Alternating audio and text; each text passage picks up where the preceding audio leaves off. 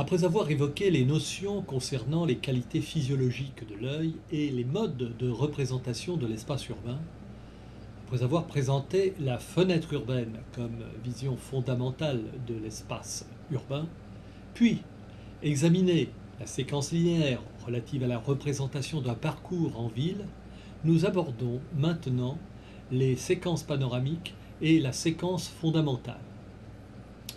Comme la séquence linéaire, la séquence panoramique est liée à la perception de l'espace, jugée par les yeux qui voient, la tête qui tourne et les jambes qui marchent, nous signale Robert Rosel dans son ouvrage Dernière demeure en citant Le Corbusier.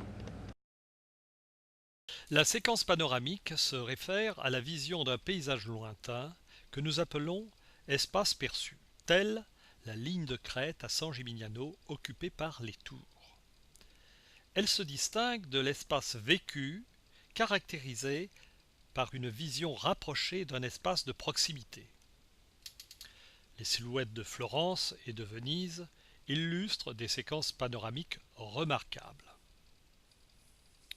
Le point d'observation de la terrasse belvédère du restaurant faisant face au rempart de Carcassonne permet d'admirer une séquence panoramique faisant la fierté de la ville.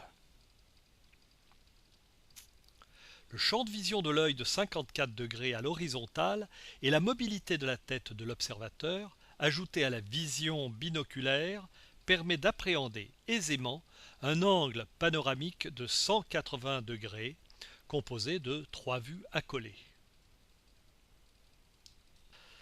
Il y a 3 types de séquences panoramiques. Celle qui apprécie la vision du milieu du pont du Carrousel, donnant à voir un des plus beaux paysages de Paris sur l'île de la Cité et les berges de la Seine. Celle qui apprécie un espace ouvert associant une fenêtre urbaine avec 2 vues sur les angles de la rue Soufflot avec le carrefour du Luxembourg. Celle qui concerne la vision d'un front bâti, c'est la façade du port de Marseille. Enfin, sera appelée séquence fondamentale la représentation d'un ensemble urbain par ses principales caractéristiques visuelles donnant l'identité d'un quartier, d'une ville ou de tout autre ensemble urbain. L'exemple du quartier de la rue Daguerre à Paris dans le 14e est fondé sur les principes de perception de l'espace urbain exposés par Kevin Lynch dans son ouvrage L'image de la cité.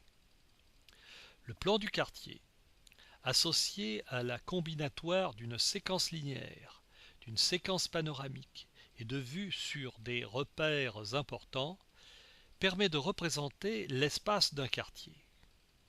Le texte, en légende, pourra indiquer les qualités architecturales, sociales et environnementales de ce quartier.